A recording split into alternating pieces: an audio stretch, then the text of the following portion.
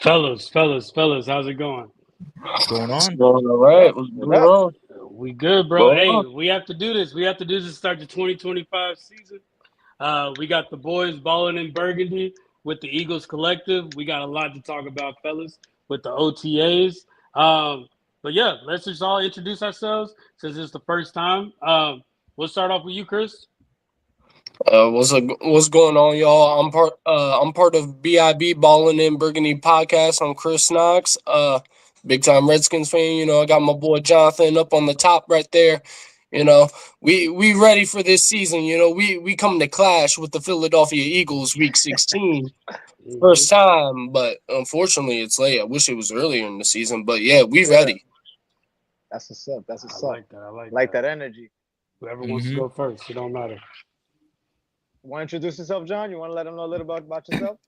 I was about to say, might as well. While we are here, like Chris has said, if you're not introduced myself already, I am the co-host, co-founder, co-CEO, editor, and designer of the one, the only, one of the best Commanders podcasts out there. What is that?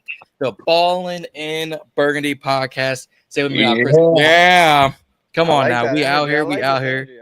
And I will see y'all, Eagles fans, December 20th. At Northwest at the Castle. I will see y'all there. Castle. Ooh, they got a name. So far ahead.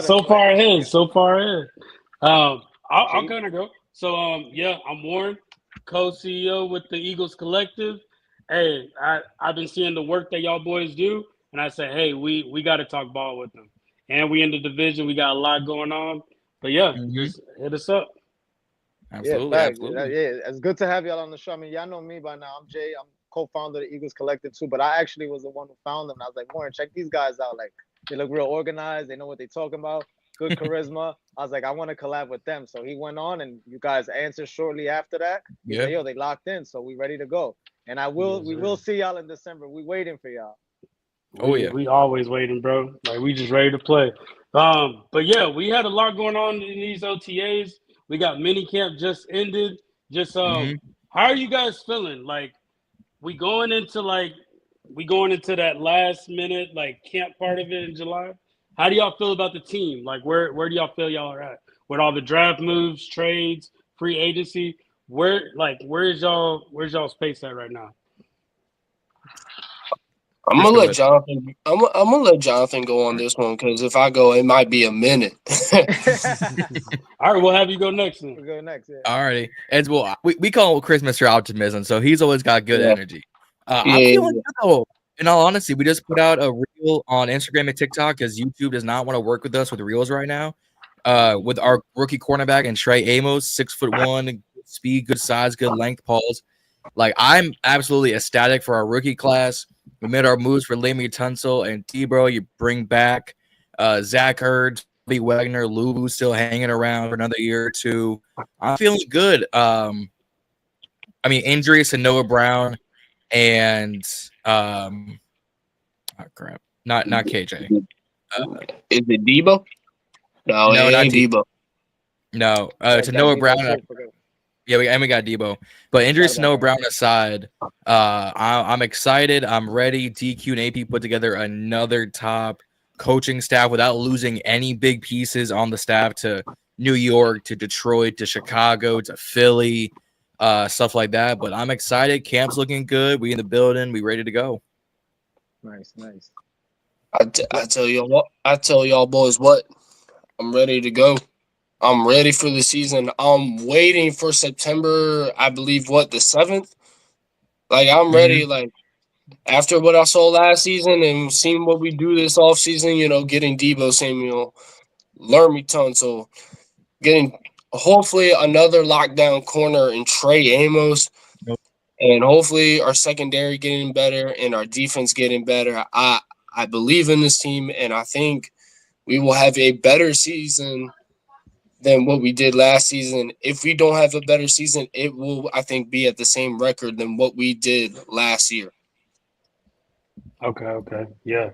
I kind of feel like where we're at these OTAs, a lot of people think that we're going to hurt losing like Milton Williams, just players like that. And I really don't think that's going to hurt us just because I think this Super Bowl, we didn't really change our coaching staff.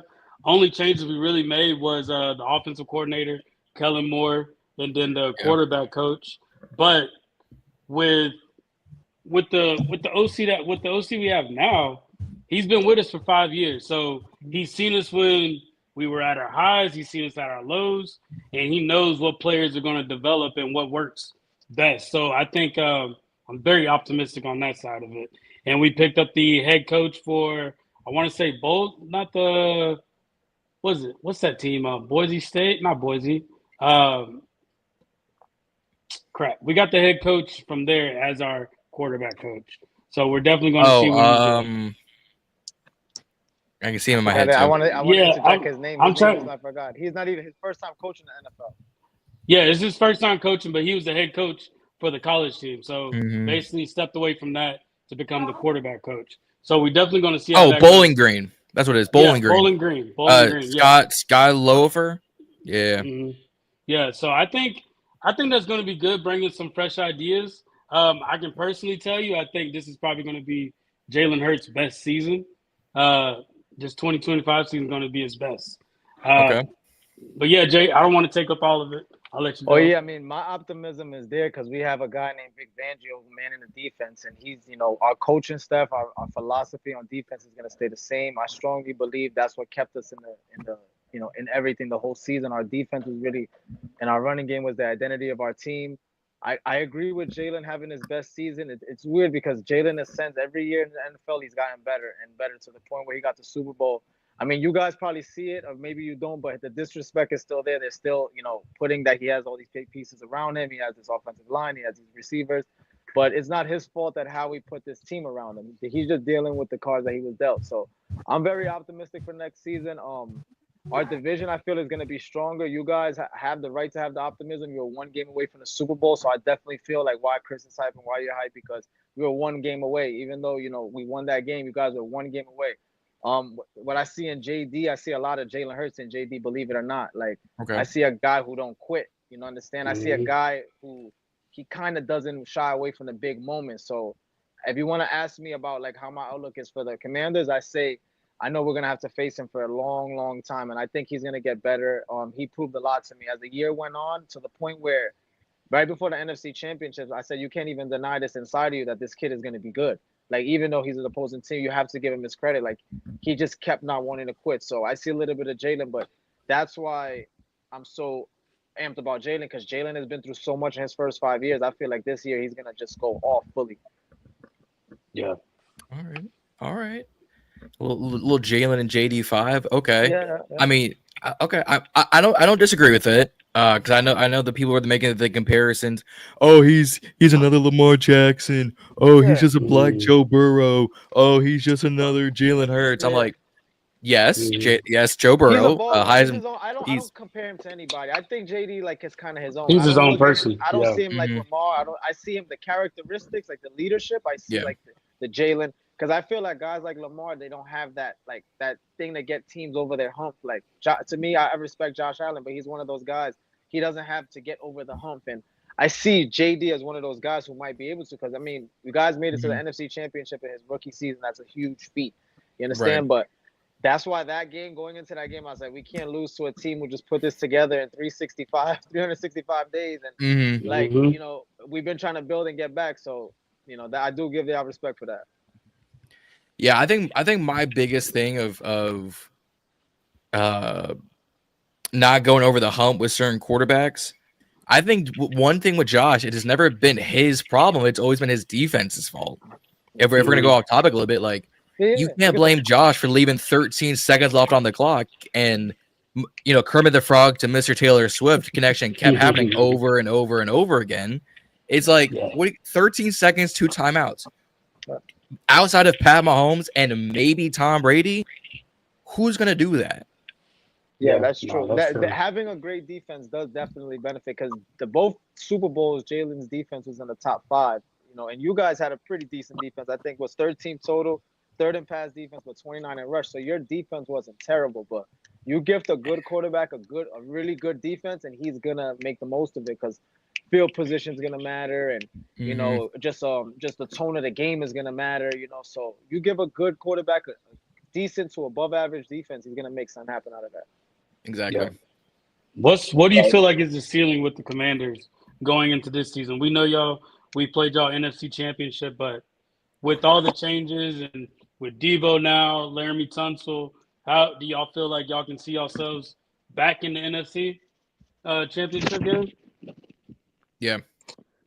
Okay. Absolutely. Most definitely. I think the most we get, is probably 12 to 13 wins. Okay. I think, and I'm hoping. But we can most absolutely get back into the NFC title game. I mean, you got to think about it. This team, that being Washington, they, outside of Terry McLaurin and Zach Ertz, they had no weapons. Yes, you have Jaden Daniels back there at quarterback, and you can kind of consider him a weapon. But for what he did with basically no receiving core outside of Ertz and McLaurin, it was impressive. So that's why I feel like with Deebo Samuel this year, I think there's going to be a lot more that can be done, and there's a lot more that can be accomplished. And I would not be surprised if they get back to the NFC title game. Okay. Yeah. Now, I'll be honest with you. Like I said, they have the right to have that optimism because you guys were you pushed the envelope all the way to the game before the Super Bowl. Yeah, that Laramie Tunsil pick, I see more of a threat than the Deebo pick, to be honest with you. Yeah. Give JD some more time. The offensive line didn't help him too much last year, especially because exactly, and I don't think y'all's goal with JD is to have him scramble. Like at the end of the day, he was scrambling. No. These weren't plays for him to run. He's definitely a passer first because I watched him pretty intensely last year. I noticed like he would literally run at the last, go through all his reads, just take off. There's no design runs. He has a sneaky elusiveness. So his runs. That's why I can't compare to Jalen or Lamar because he's definitely more of a passer to begin with. Yeah. Mm-hmm. Hey, check your mic, Jay, just real quick. Yeah, check your mic. Yeah, you can hear me now? Yeah, perfect. Yeah, my fault. The mic was getting blocked. Yeah, my fault. I'm sorry. No, you're good, bro. Yeah. Go to the comments. I see people having I see some Cowboys. Yeah, Linda. Boots on the ground, Eric. My guys. Eagles. I like that. What's going on? I see Cowboys talking here. One thing we could agree on is we do not mess with no Cowgirls. Yeah. Hell no. We good on them. We good. Never get into it. Yeah, but yeah, fellas. So I know we talked about JD. Where do y'all see Jalen Hurts? Do y'all put him top 5? Do y'all put him top 10? Where do you put him at as a quarterback? Give an honest assessment. Yeah, honest opinion. As if we weren't in the room. And a solid reason, honestly. Yeah. I've got Jalen top 10. I don't know if I can, but he's Super Bowl. This is I love putting people in a pickle because for us it's definitive. That us is a quick answer. Definitely 1, 2, 3. Right. 1, 2, 3. I think. I mean, he only has one loss versus AFC teams, but go ahead. Right.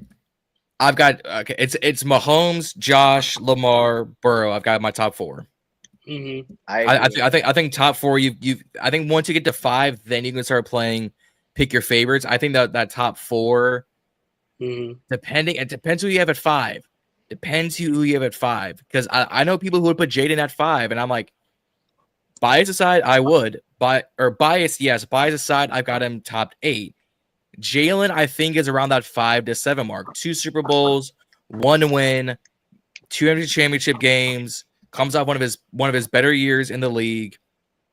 Probably because we only have 1 year on JD5. I'm rocking his jersey. off of 1 year, sure. But if you're talking sustained, Jalen's going to be in that top 5 conversation. I mean, you can make a case for guys like Herbo, but he's always going to be right now a what-if quarterback. You've got guys like CJ Stroud who had a sophomore slump. You've got Dak. You've got Baker. You've got Stafford. You've got turnover poppy Jared Goff. You've got I'm missing someone in the west or in the north. Jordan Love. Stafford you could put in there. Where do you put Baker? Just curious. Baker and Stafford still get love too, both of them. I think they should. I think they should. Once I got bigger top 10. On all honesty, Okay. like once he got to Tampa Bay, flipped the switch. Like it just made everything easier for him. And I mean, having a Hall of Fame receiver, Mike Evans, helps. But I've got him top 10. So I think at the highest, I've got Jalen at 5. Okay. Before Chris goes, I just want to say one thing. Chris, those first 4 quarterbacks he mentioned, Jalen has beat all of them head to head, and Mahomes twice. Mahomes twice, yes. But yes, continue. Oh, damn. Now you're putting me in a tough spot. Yeah, I just wanted to, before you said, look. everybody. And he only has one loss to the AFC, and it's the Jets, because they had a bum knee that game, but yeah. Well, technically, y'all lost to Mahomes in the Super Bowl, too. Regular season, regular season, yeah. Yeah, too, yeah. You're absolutely right. You're right. Let me get that correct. I'm going to say... Oh, somebody's flaming this is in tough. The comments. See, this is tough right here. This is tough because this is tough, and I'm not gonna lie. So I'll at least name some quarterbacks I got. I got Mahomes 1, Burrow 2, and the reason I put Joe Burrow 2, let's be realistic. Let's be realistic. If you look at Joe Burrow's stats from last season, like just his stats alone, MVP. He should have won MVP, but because he was on a bummy team like the Bengals, it didn't work out. Hold on. No. The team is great. Their defense basura. 4 straight losses, giving up when they scored 30 points. 35. Giving up more than 35. Yeah, 35. You see, it's just unbelievable what they did to that dude. So it's Mahomes 1, Burrow 2, Allen 3. Lamar? Yeah, Lamar 4. Even though I don't like Lamar that much, you know. Lamar chokes. What do you mean by that? I love Lamar as a player, but he can't get it done, man. Yeah, he can't get it done. Chris, what do you mean by that? You don't like him that much. What do you mean by that? Wait, what is he not quarterbacking enough Lamar for you? Is that good, okay? I think Lamar's one of the most overrated players in the league. I ain't gonna lie. Yo, listen. Yo, I ain't gonna hold you, Chris. I might be on a Chris take with that. I love him. Hold up, because let's be real. Even though I hate and look, I appreciate y'all having us on. I do. But even though I hate Jalen Hurts won a Super Bowl before Lamar Jackson did. Exactly. Thank you. I mean, yes, with the help of Saquon Barkley and all, but I mean, still though, he got the job done. Yeah, Lamar had Derrick Henry. Yeah, he had Derrick Henry and still couldn't get the job done. The Eagles embarrassed him when they played them in Baltimore. Exactly. And so it's just kind of my thing of like, that's why I think Jalen is also better than Lamar. I'm not even going to hold you. I'm not even going to lie to. I put Dak over Lamar. Whoa. Eric, are you still in the chat? Eric, you in the chat? Chris, the closet Cowboy fan? I don't know about that one. Man. Over Dak? Man, that was a good time. I feel like with Dak, your best ability Clip is it your that right there. availability. And he's getting hurt every other season. So, Chris. I mean, I want to know why. Why do you feel that way? I'm just curious. Why do you put Dak over him? Because I feel like, let's be real. I feel like if Dak, let's say if he wasn't on the Cowboys at all, because we know how the Cowboys are when they get in the playoffs. Let's say if Dak was on the a different team, like a good squad, that could I think a good organization. I think he could be the missing piece that could get that team over the hump. Yo, I'm gonna lie to you. I 100% agree. Because think about it this way, right? Mobile quarterbacks really don't get it done in the playoffs. And let's be real, Jalen isn't all that mobile. Yes, he can run a little, but he's not really mobile. Yeah, he's not really mobile. Jaden Daniels isn't really that mobile. Yes, he can be mobile, but he's not that mobile. Mobile quarterbacks don't work in the playoffs. We've seen it with RG3. And we've seen it with Lamar Jackson, and there might be a couple more quarterbacks in there too. Yeah, Mike Vick. I mean, literally, like, and to top it off, Lamar. He couldn't hit the what's the expression? I think like a bright side of a barn or something like that. Doesn't make really sense, but you know what I'm trying to say. Yeah. I honestly think that's the reason Dak is better than Lamar, because Dak can be that player that gets your team over the hump if you put him on a good squad. I honestly think even if you put him on the Ravens, you could reach the AFC Championship. Yes, Look, Lamar I has. want to add to that, Chris. I do say this. I do feel like Dak's best success is going to come when he leaves Dallas one day. I think when he leaves Dallas, he's going to be a better player on another. I think he's going to be a better overall player on another team. Just something about him having that star in your helmet. I'm not a Dak Prescott fan, but I don't think he's fully trash. Does he have that it factor to get over the hump? I don't know, because sometimes when they get to the playoffs, the regular season he just crumbles from what he did in the regular season. So yeah, I don't know if he has it in him. That's why I'm saying JD5. I kind of see that already in him, because the first year straight to the NFC Championship, without a doubt. You understand? Like, so you got to look at that with a grain of salt. Like, okay, was it because there's not enough film on him? Year 2, or we're gonna know more. The league prepares for him more. How's it gonna be? So the year 2 is gonna be on the big microscope for me. But I kind of agree with Dak would be better if he won another team. I fully agree with that. Yeah, but you got to think about it like this too. Look at his stats. But I see where y'all coming from, Lamar. But Lamar's not getting over the hump because they keep adding pieces every year. The Ravens are adding somebody, and they're still like they just picked up Alexander. But like they just Jair, Jair. So like they just picked him up. Like, why does he get on big stages, playoff game? The Eagles game was a big game when Jalen and them strolled in there. But look how far Lamar's gotten in comparison to Dak.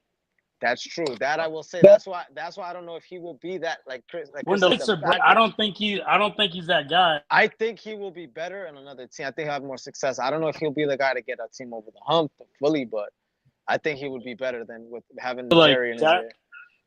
I do think Dak would play better, but what made Dak a threat was when he could run. Like, his mobility made him run. That's true. Dak isn't running like that anymore. Ever since he got that injury, he broke his foot or something. Yeah, that nasty injury. That nasty injury to his leg. Yeah, he hesitates before he makes that move. And I think, since that injury, I don't think he's going to come back. Like, I don't think he's much of a threat. Listen, but granted, since then he's never had a running back room though. That is true. Listen, then why are they not building around? As long as Jerry's running the show, they're gonna be who they are. I'm sorry, bro. It's Jerry world. It's Jerry's world, and the Cowboys are gonna be who they are because he still thinks he don't need. He's the only owner without a GM. He's the only owner fully involved in day-to-day operations. Like, bro, it's not working anymore. You have done nothing post salary cap. I don't want to hear it. They did. They did something post salary cap. That one Super Bowl was the first year directly after the salary cap. So I kind of don't count it because it's directly the team still has. But let's just give or take what he's done in the salary cap era. Essentially nothing. The last one thing. What they did something today on the salary cap. They give their cheerleaders a 400% pay raise. Hey, but I give kudos to the Commanders. Y'all's front office. Y'all are not playing around. Cooking. I will give y'all that. Y'all are not playing around. Yo, check it out. I don't mean to cut you off, Warren. Think about this. Washington, I'm not gonna lie to you. We all looked at you guys kind of like a poverty franchise because owner Dan Snyder was basically treating you guys like that as an organization. 1 year into the new ownership, look at what they've done. You understand? One true year because that year they took over, but it was still Ron and it was weird. To me, this was the first actual year. Correct. Of the feel me? So look at what they did. And we could get even 2 year turnaround if we want to give it. That's what Dallas would need, in my opinion, to ever be relevant again. Jerry would have to take a seat back, hire some people that know what they're doing, and then let it go because you're holding your team back. That's what Dan Snyder was doing to the Commanders. Yeah. I mean, it took a while for him to get out. Like, it took Jim Irsay now giving his soul to God to get him out. Grab him. All owners have to grab him and sign, pick, kick him out. Vote him out. That's facts. Now it's gonna take God, the Devil, Morgan Freeman, RC, like everybody that someone worships to get Jerry out of Dallas. Nobody, he ain't going there. Now, did y'all hear about the Lakers though?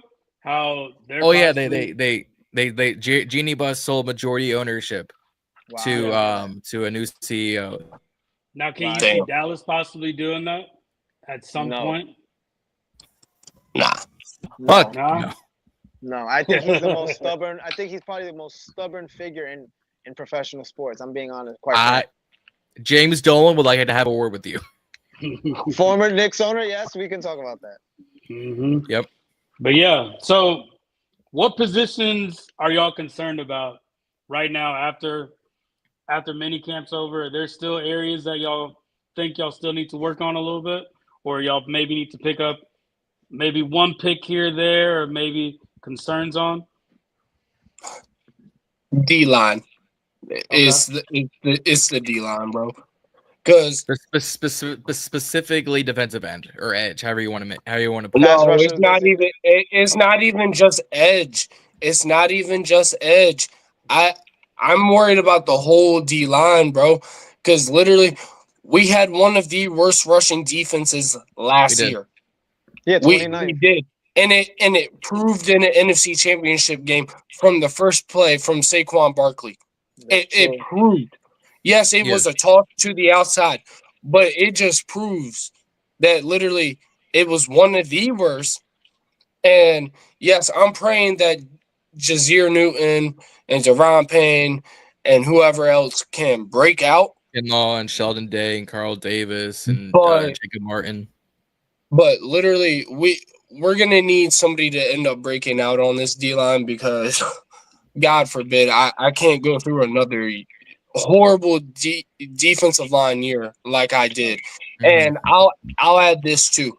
It will also be wide receiver if we do not get Terry McLaurin extended, which, by the way, I think the news I heard on that, I don't know if y'all have, is somewhere in the Jamar Chase range around like 36 to 37 mil.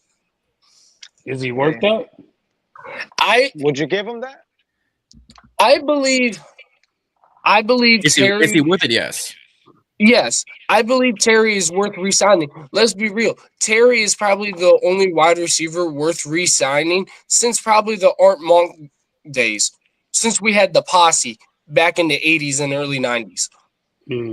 That's a good point. I think he deserves a deal just because he stood down through every quarterback, every coaching change, called balls from 20 different quarterbacks. So I think he do deserve a deal, a fairly good deal for him. Yeah. Would I give him 38 a year? Yes. Do I think he's going to get it? No, because I said this last week with the Burgundy Breakdown, me, Reedsy, and Juan Gotti.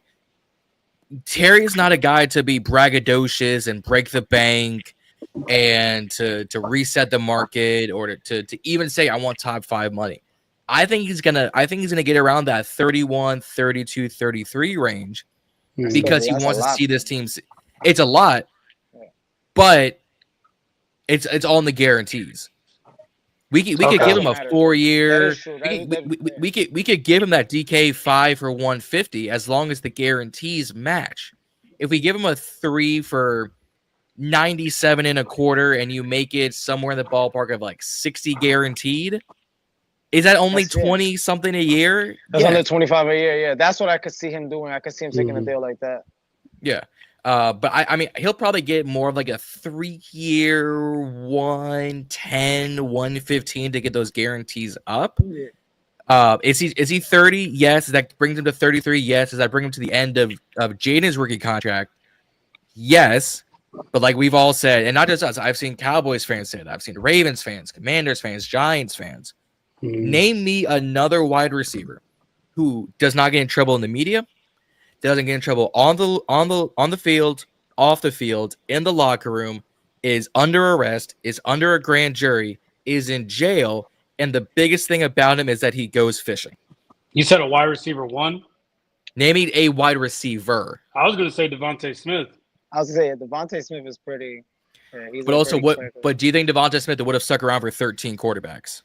That's the thing. That's why I give Scary Terry the little bit of benefit of doubt because he really stood around. But I kind of feel like I know he's good, but I kind of feel like I don't know how good he is because he's never had continuity with anybody. Everything you ever see from him is just flashes. I do say he reminds me of DeAndre Hopkins, meaning like he could get the ball from anybody. It doesn't even matter like who's the quarterback. He's going to catch the ball. So yeah, I could see them giving him like a $23-24 million range deal. And I think he would take a team-friendly deal even at this point in his career, especially to help the team because he does want to win. He's been losing, most of his career. So he wants to win something. Exactly. Yeah, no, that's facts. But you said defensive line. For the Eagles, I think our biggest concern right now, we have a lot of questions at corner. We have a lot of questions at safety, and we're limited on the edge. Vic Fangio, I think your secondary is going to be your biggest problem. I think defensive line, you'll be fine. I think like you drafted Andrew Makuba, which can y'all stop getting these damn steals in the second and third rounds? I need y'all to stop it. Okay, I'm an ODU Monarch, but I wanted Antoine Powell-Ryland. Y'all got him in the 6th round. I was like, these sons of bitches here. They homework, doing their homework. Doing their homework. But it's gonna be the secondary. I think because I was looking at some media. Where you guys gonna line up Cooper DeJean? Is he gonna play? Is he gonna be a safety? Is he gonna be the another white boy corner and lock down everyone else, or is he gonna go join Reed Blankenship in the safety the safety room and with another Caucasian? Well, Vic Fangio did say in his interview he's looking to put him anywhere. Like he's saying, I will put him at corner on certain plays. I will put him at safety on other plays. So, but is that an issue though? Because he's not solidified. I don't think it'll be an issue. I think our biggest who we really need to see is Ringo, because last year Ringo got shortchanged last season with bringing in Isaiah Rodgers and with Quinyon being as good. We didn't really see what Ringo can technically do. Now we also remember that 2023 season, AJ Brown was talking all about Ringo. So seeing what he can do. Yeah, so right now, this whole offseason, everybody's competing for their role. Makuba and Sidney Brown are competing. Adoree Jackson and Ringo are competing. So we got to see what that's looking like. Jahad Campbell, he's expected to be ready in August. Expected. We're probably not even going to get Nakobe Dean till maybe November, December. They already starting the season missing pieces already. Yeah. So it's development and competing right now. Here's the sad thing about Nakobe Dean is I was high on him the same way I was high on David Ajabo. I think they were in the same draft class too. Is those were two guys that when they were healthy, first round linebackers, first round rush. They reminded you of guys like a Fred Warner, like a TJ Watt, before the Micah Parsons became. You need a linebacker that is the size of a defensive end.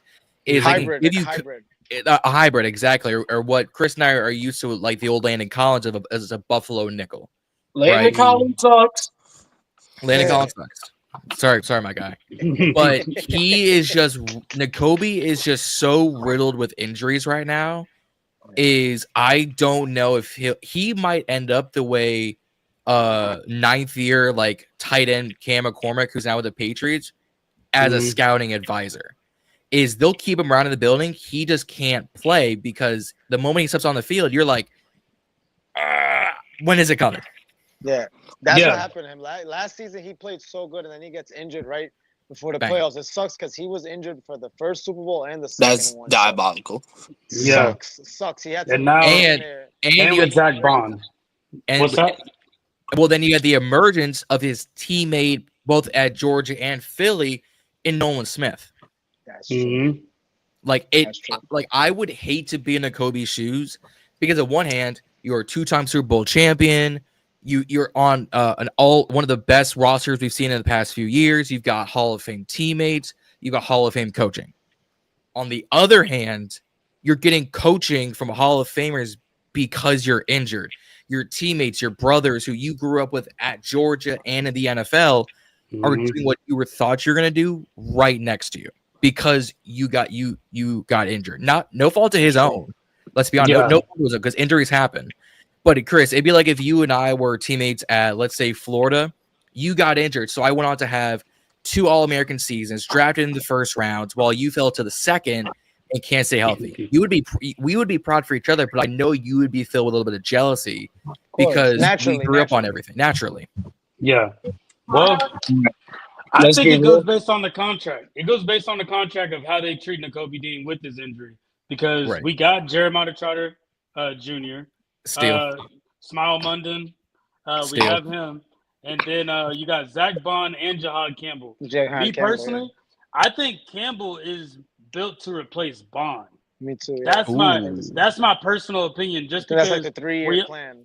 Yeah, we only got Zach Bond for 3 years, so I can see them possibly, if he has a good year this year, and then possibly trading him for a solid pick, and us putting Trotter out there and putting Jahad Campbell. So what's crazy about the Eagles, and the reason why I love this team so much, we have so many players behind that are just waiting for their position. Yeah, all they're doing is just competing right now. Yeah, like they're just sitting there right now. So all they're doing is learning under this like pedigree of players right now. And linebacker was our biggest issue in 23. So for us to fix that, and now we're just talking about safety, like safety. I want to ask Chris and John something before you're done, Warren, about linebackers. Yeah. No. Go. So basically, you guys know how important linebacker play is. Like the Eagles always undervalue linebackers. Finally this year. Now I was doing my homework on the Commanders, and ironically, their top 2 players graded by PFF were linebackers, Bobby Wagner and Nick Belmore. Tell me a little bit more about Nick Belmore. I was surprised to see his grade at 82.6. I don't watch them week in, week out. How effective was he for you guys last year? Nick is a special teamer that we brought over from Seattle when Larry Izzo came over as our special teams coordinator. So it's going to list him as linebacker, but when they get a linebacker, you're going to start them on special teams. It's when you get like a new receiver, a new running back. You got to test the waters. You got to try the recipe on special teams. That's what he is. He's a special teams tackler and force a few fumbles as an absolute dog on special teams. You'll see him sprinkled in here and there on the field on defense because we had Jordan McGee down. Dom Hampton wasn't getting so many snaps. Luvu and Wagner were just all over the field. So you saw Ballor on the field, but he's another Jeremy Reams for us. He has a position. You'll see him at that position. But if you're going to hear a big play happen, it's because he was on special teams. Got it. So that's why his grade is so high. He must have made some high impact play because he's right behind Wagner. Bobby Wagner is one of my favorite all-time players. I always say him, Luke Kuechly, some of the rarest linebackers you will ever find. Like him and Kuechly, I look at them the same. I swear I look at them the same. Kuechly is the defense's Andrew Luck from the 2010s. You could not deny his talent. He was on one of the worst teams, although Carolina went to the Super Bowl. But the moment they couldn't go back, because of him and Cam. But the moment they couldn't go back, you saw his energy just down a little bit and then retire early. Because tell me what team wouldn't want to have a 28-year-old Superman on the team? That's absolutely literally. Like you put the glasses on. Hey guys, my name's Luke. I'm a linebacker for the Carolina Panthers. You take the glasses off. Why is there Final Boss music playing in the locker room right now? Okay. Like it's insane. Yeah, so basically that's how I feel about Zach Bond. I feel like his impact at linebacker was a huge. People want to talk about Saquon and everything, but without Zach Bond, I don't know if the Eagles win the Super Bowl. That's my honest opinion. That's how important linebacker play is to me. That's a good point. I think our biggest thing was the secondary. Our secondary, we did not expect Quinyon to play like this first year. And I think when you opposite of Slade, like what we have, the number 2 pass defense in the league. So we go in 23, we had what? We were ranked 20th. Yeah, that was the biggest jump in NFL history. Yeah, so having that is crazy. I know you got your other show that you got to go to, but before we get off, I got time. Got time? Okay, cool. So, how do y'all feel about this Hard Knocks with the NFC East? I personally don't like it. I want to get y'all's feedback on that. Start with Chris. Go ahead, Chris. Is it Chris? I think it's very interesting.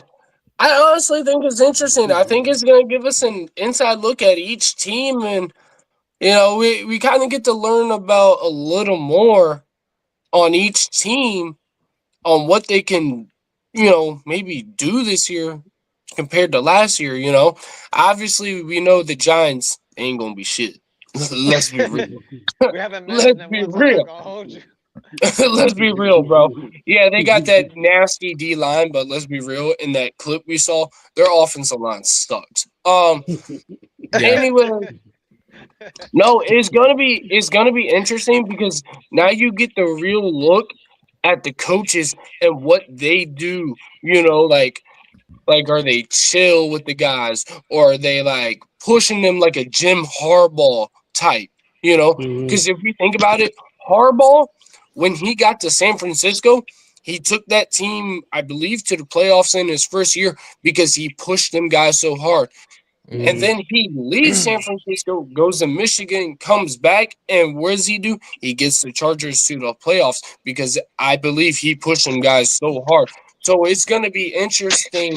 And not only that, because, when we had Dan Snyder, you would hear stories about, like, people saying, oh, is coach pushing me too hard? Dan Snyder would take him around him and be like, yeah, you come with me, this, that, the other. But now, with the new coaching staff, new ownership, it's going to be interesting. And I definitely like to see what they do with Philly and Dallas also, on these Hard Knocks. What about you, Jack? Good point. Like, at first I didn't like the idea, but now as it's getting close, I'm actually want to see it, because I do want to see how the other three teams have taken the Eagles being champs. I do want to see how you guys are reacting to it. Are you guys going to be, is it going to be spoken about a lot? Is it going to be bullet board material? I'm sorry. But, I like the idea. I like the idea of finding out what's going to happen in the division, and to see how hard the division is going to work to try to take the Eagles spot. Yeah. I think they did it strategically, because they announced it before we got the schedule release, which I thought was interesting. But it makes more sense. We go Philly, Dallas, New York, Philly, all in December. No. We go New York, Philly, Dallas, Philly. Thank you. But, Chris but ready, he's quick. Chris is ready, he's quick with it. Chris is ready he got the schedule locked down. Oh yeah. But what's in December? Hard Knocks. So it's gonna be every week. It's all right. New York's playing Washington. Let's focus on them. Next week it's gonna be Philly versus Dallas. All right, let's focus on this. All right, next week Washington, Dallas, Washington, Philly. It's gonna be all right. It's like the title suggests, NFC Clash of the East. All right. So I'm excited because not only are we gonna see, all right, is Russ and Jameis helping Jackson, or are they giving him the Aaron Rodgers, Brett Favre treatment? All right. Dak Scott, is Dak going to be injured by the time we get to December because he doesn't show up in the month of Jan, right? Or as Cowboys fans say, January, because they don't pronounce the J's. or is he going to give Joe Milton keys to the kingdom come his next contract here, being like, yo, you got the arm, I'm not going to come here anymore, just take it away? Are y'all going to say, all right, Jalen's being productive, Saquon's already at, call it 1,820 touchdowns by week 16, right? Are you going to let him beat the record this year, or are you going to let him beat his own record but not beat the record if he gets there again? For us, is Jaden going to be healthy? How is this offense churning? Here comes the gauntlet of the East. How are we going to perform? And it's all going to culminate come December 20th around Christmas, because we play Christmas Day against Dallas, or around that time. Yeah, I think it's on Christmas Day. We play Dallas. Yeah, it's on Christmas Day at 1 o'clock on Netflix, by the way. On Netflix. Oh, wow. On Netflix. Here we go. We got to get Netflix again. It's if you don't got it for Monday Night Raw, you got to get it for this now. I can't believe we're gonna have to go through the streaming thing again. But continue, John. But I think it was strategic. I'm ready for it. I'm just a little hesitant on how much they're gonna show, because if Philly, Washington, and let's say because Dallas made some moves, we're all within a game of each other, and it comes down to the division, how much are they going to show in the meeting rooms and the war rooms at practice of like, wait, I saw last week they were coaching this for a zone 3. Let's prepare for an all-out blitz because they don't practice that at camp. Like if we show an all-out blitz, you guys could prepare for that. But now we've shown what our blitz is looking like. Jalen's gonna go, oh yeah, watch him real quick, and yeah, that's true. They're gonna be limited on the amount of intel material. Yeah, intel is gonna be very key, and there's gonna be extra eyes in the facility that's not gonna be on like people that are walking around camera. And you don't know what people are gonna be. Everybody's got a job. Yeah, and I was kind of like Jay, where I was on the fence about it. Just because our team is a very keep-to-yourself team. The personality is our offensive line. Like, our offensive line is the personality. But what I did find out the freaking Christmas album is back there. They got a Christmas album. Exactly. Yes, they do. They are letting the front office be the last editors for Hard Knocks. So I do like that piece of it. So it's smart. That's smart. You have to do that. They even did. Now, it would be funny. They did that with the Giants, and they still let that go out. That's what's funny. Oh my Lord. But with that being said, I don't have a problem with it. I definitely can tell you we're not going to know that much about Jalen. You're not going to learn any more about Jalen. Jalen's behind the scenes. You'll probably, I think, because also they got this whole Cowboys thing coming out on Netflix too. What? So yeah, there's a new Cowboy documentary coming out in August or July. What? Yeah. So that's what I'm saying. So I feel like they're trying to feed that Cowboy audience, but I honestly feel like fans are going to start falling in love with Commanders fans and Eagles fans. I feel like our teams probably have the most personality. That's just my personal opinion. Well, yeah, and we might win some fans over. Commanders are definitely going to get fans too because of JD. Like Eagles gain fans because of Jalen. Once you get a good quarterback, he starts bringing people along. That brings people. But like you said, that's what people are going to tune in really to see that duo. Like the Commanders and the Eagles right now had the biggest battle last year at our division, and like I feel like that's our number one rival. Dallas and New York right now, they're in the back burner, and I know you guys probably feel the same way. We played each other 3 times last year. Every game was good. Even though the last game was a blowout, essentially, you guys still fought to the end. They were not quitting. You understand? But at the end of the day, I think I think people really want to see that Commanders Eagles because that NFC Championship and the other 2 games were intense games. Yeah. I mean, you probably already won some people over with Jalen's magazine photo shoot like last year. He's had a couple of them. But now let me ask. Same thing with JD. His mom too. JD's mom has a big personality. Man. That's true. I think they both together. I think they're a good duo for the sport. She's not overbearing on him. She's not like trying to take his spotlight. She's just his mother. I respect her stance too. Yeah. No, that's facts. Now, I do have a question for y'all, and it's about last season. When Jalen got hurt that game, and y'all ended up winning, did y'all know in the back of y'all's minds we did win this game because Jalen did not play? Or did you feel like we would have won this if Jalen played? Just curious. Honestly, because remember, it was almost 20. He almost handed them a 2-touchdown lead before he got injured. And I truly just want to know, just to get a feel on the Commander side. I'm gonna let Jonathan go first on this one. Okay. All right. I see what you're doing to me. I remember being asked this last year. I forget about who. But I was in the boat of both. Like in the back of my mind, I was like, all right, Jalen's out. This doesn't help things either. But it's also the NFL. Kenny Pickett, former first-round pick. Your offensive line, top 3 unit in the league. Your defense, top 3 unit in the league. Your coaches are supposed to coach everyone up to the highest standards possible. So I don't want to say it's, it's solely because Jalen left. No, your defense started to get caved just a little bit towards the end.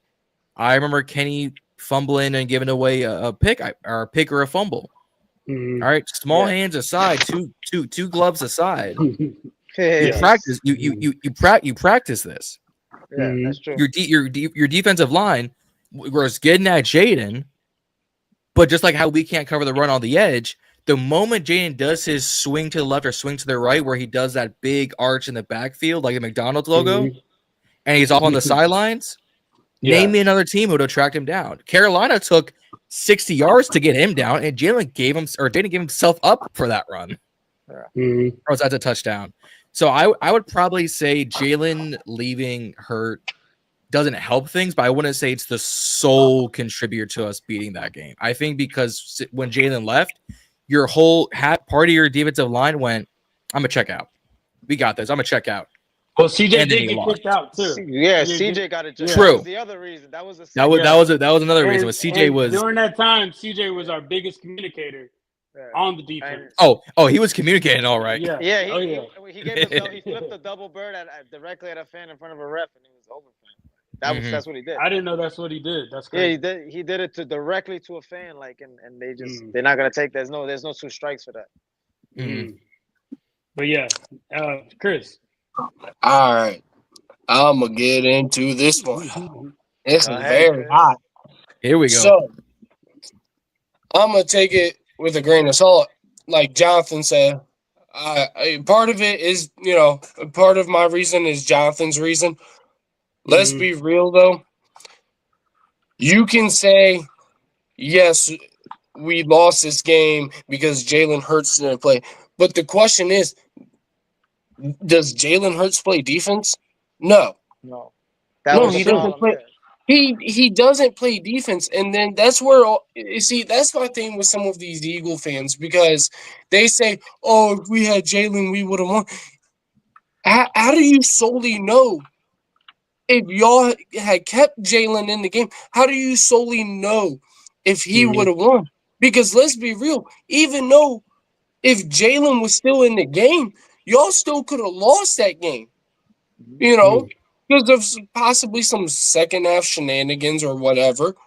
I mean, this is the NFL we're talking about, and it's not even just because Jalen was knocked out of the game. It's like Jonathan said. Your defense checked out. You play 60 minutes. You play to win the game. You play to win the game. And yes, you can say the Devontae Smith drop, was also part of it. Because let's be real. I don't put any blame on that. I put 0 on that. Okay. Yeah, if it's a last minute catch, you should never have it down to the last minute catch. No. That's true. Yeah. But I mean, it still sucks though. It still sucks. Yeah, no, it does. And yeah, we had Saquon running all over us that day. I'm not gonna lie, because I'm sitting there and I'm thinking, yeah, if they score and Washington doesn't do anything, I'm out. Low key. But you play 60. That's what you have to do, and it didn't seem like the Eagles did that. Because if we remember, after Jalen got hurt, they only scored, 1 touchdown? Yeah, but that was the whole point. They were up. He almost gave them a 14-0 lead before he went. They were a blowout. Looked like it was loading up for that. I never saw a game where it looked like you were going to blow somebody out, and then you lose it closely. To me, that's how it looked from my angle. Yeah. But I promise you, bro, if Jalen plays that's for us Eagle fans. I was happy we lost that game. You know why? Because they're like, oh, we don't need Jalen. We have, you know what? Without Jalen, we're not winning. Forget he is the team goes by him. He dictates the flow of the team, defense and offense. To me, that's why it was good he was out that game, because it showed everybody, listen, no matter if you have AJ, that best offensive line, Devontae, you're going to get into shootouts with teams. And the Eagles didn't get into no shootouts but that game last year. They gave up the most points in that game last year, all season, I believe. It was a mess from the moment Jalen went out. CJ got ejected for defending Jalen. It was a mess. Now, did the Commanders capitalize on the Eagles in the disarray? Yes, they did. Does Jalen play defense like Chris said? No, he does not. The defense could not stop anything. Jaden was cooking them that day. I don't know if it's because CJ went out. I don't know if they checked out when Jalen got kicked out. Got injured. But at the end of the day, without Jalen Hurts, the Eagles won't be who they are. You can't just plug in to play a guy like Kenny Pickett and think you're going to get a result. The Eagles will not be the number 1 seed or number 2 seed last year if Kenny Pickett is the starter. You understand what I'm trying to say? So for me, that game was very essential for Eagle fans to really realize. And another thing too, I don't know the exact number, but I do know that Washington was stacking the box significantly more once, because your defense is going to prepare differently once Kenny Pickett's in there, not Jalen. Correct. Because Kenny's not taking off. You could take that extra guy and throw him in coverage. So that's why the Commanders won that game. They made all the adjustments, took full advantage of the Eagles in disarray. Yep. And that's not discrediting you guys, but to me, that's what happened. Like Jalen came out the game, and because a blowout looked like it was loading up, guys. It was. I promise you. I was celebrating that day like we're gonna put these guys away, and then it ended up not being like that. You guys ended up coming back, changing the complete tone of the game. And like I said, that's why I said this kid steps up in moments like Jalen does. He steps up. He doesn't fold like Lamar. He stepped up and he said, "Look, the Eagles look like they look confused. I'm gonna take advantage of that." Now, before you say anything, Chris, the score was 36-33. It was that last second Jamison Crowder touchdown. And I remember that. And see, here's my thing. Not to mention, Jalen gets knocked out of the game. You know how many turnovers we had, though, that day? We had 5 turnovers. 5. The Eagles could have easily taken advantage of that. I know. You guys had 2 and we had 5. Especially the interception at the end. Now, granted, the ball I don't know if the ball was still in the air or not, but it seems like, and I could be wrong, but it seems like Slay comes over and knocks McCaffrey just a little. I don't know if the ball was still in the air. I could be wrong. But still, they get the interception off of that. The Eagles easily could have taken advantage of it. And they tried. But where they messed up was going to Devontae Smith on that pass, because they could have made Washington use their timeout. If they ran the ball. Yeah, if they ran the ball, because Washington, I think, only had 2 timeouts. I think we had 2, yeah. They didn't throw the ball there. Yeah, exactly. And then, obviously Philadelphia kicks the field goal, and that gave Jaden Daniels one more shot, and because of it, he went down the field and scored. So no, that's I think one thing Eagles fans somewhat in the comments, but I know other Eagles fans were saying, well, Jalen took a dirty hit. Well, that was helmet-to-helmet contact. That was intentional. If you look at the play, is Jalen sliding? Yes. But he hits the back of his own head like a basketball on the turf. Louvu comes in after Jalen's already hit the ball. That's why they didn't throw him out. Because we were like, Jalen's head hit the first floor, but Luvu's forearm came in. He solidified it. Yeah, he solidified it. He put the icing on the cake. Yeah, but even the refs were like, his head first. He did hit his head first on the floor. The refs were like, we got to look at this, because if it was forearm then head, absolutely. But it went head, then came in with AJ style scoring. That's why there was nothing came out of that, because they looked at that 50 million times. Yeah. Now, I personally think that if we did have Jalen, it would have been a blowout. And I only say that just because around that time, I forgot what week that was, but around that time, everybody was banking on stopping Saquon. It was around that time Saquon was the main person you had to stop. That's back when. And that was all season, bro. Yeah. Well, the only reason why I personally think Saquon wouldn't have got this many yards if A.J. Brown, Devontae Smith, and Dallas Goedert would have been healthy. We wouldn't have been able to do that. Now that I think we just didn't have Dallas Goedert, but we have A.J. Brown and Devontae. I personally think y'all were planning on stopping the run, and that's when Jalen started taking off. I personally think it would have been a Super Bowl game. It would have ended just like the Super Bowl did. Yeah. That's how it was going, bros. Because that's how teams are coming into us this upcoming season. Stop Saquon. He's on Madden, bro. Like that's going to be the whole focus is stop Saquon. You can stop the Eagles, force Jalen to throw. The team that gave the most struggle last year was that game. That exactly versus Washington was the game the Eagles struggled. They just looked. Now you had to question yourself, what is going on today? Because like Chris said, every turnover, we're back in it. No, we're not in it. No, we're back. It was like Washington wouldn't go away. We didn't compliment them. Now, again, that's testament to JD, and that's testament also to the coaching staff. Coaching and ownership got them boys ready. I'm not saying you guys are not. You guys are good. Definitely not on the Eagles level yet. Will you get there? You probably will. Are you there yet? No. And the reason why I say that is because if Jalen plays that game, you guys, I don't see a little W happening. I really don't. He was just rolling. They were rolling on anybody. They were rolling on. They were rolling on everybody. They rolled on Patrick Mahomes and the Chiefs. They were rolling on anybody.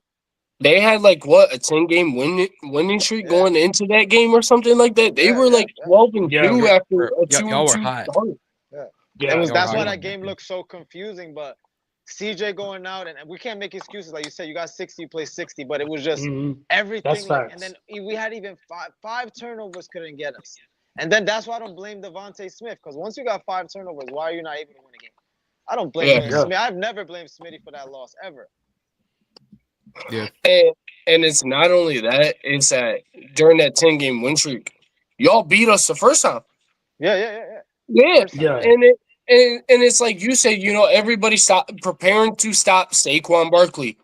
Because let's be real, Saquon's probably the best running back in the league, hands down. Yeah, I'm not going to lie. The 2025 season, right? I mean, 2024 season. Because he wasn't the best when he was with the Giants. Yeah. No, he wasn't. He wasn't. I look at him better than McCaffrey, and I look at him better than Henry, honestly. I think he's had the best season. I would say he had the best 2024 season. Because he does running back. I think when fully healthy, I might have McCaffrey over Saquon when fully healthy. Because McCaffrey's got the size to truck, where Saquon's going to hurdle or jump, which can mess up your legs more than a truck will do your shoulder. But just coming off this season, Saquon should have broken that record by 100 yards. Yeah. My thing is this: how many games has McCaffrey changed? McCaffrey changed games, but Saquon was completely changing games. Like LA Rams last year, the runs he had on the Rams last year was 450-yard touchdown runs on them. Like, there was no answer for him. And that was a team that also gave us a run for our money. And that, the 49ers built their team around McCaffrey. McCaffrey, we didn't do that. Have enough. Yeah, they put too much on McCaffrey. Like, you got to give him some help. Like, he's a running back. You can't wear him down. He's like a workhorse. You can't wear – Saquon had his moments where he could chill. AJ's going in. Everybody's going – he had his moments. McCaffrey didn't have that.